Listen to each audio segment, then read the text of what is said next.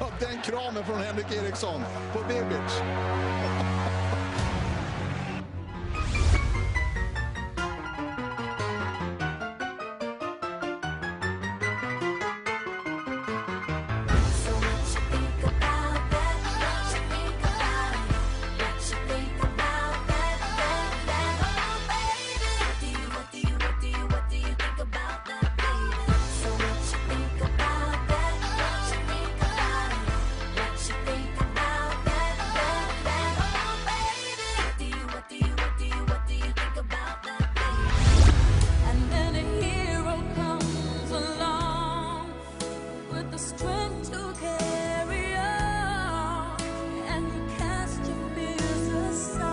Bare på svensk. Nej, jeg gør det langsomt. Ikke alt det, altså. Hvordan synes du, I håndterer den kendskærning, at I er 11 mod 10?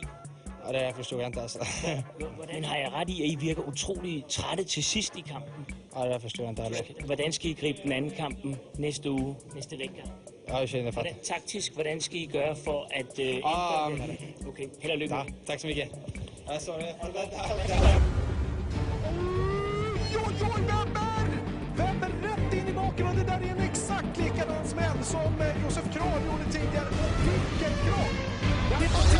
Titta, han har glömt att ta av skridskoskydden. Det kommer han få höra i många år till. Alltså, titta här, titta!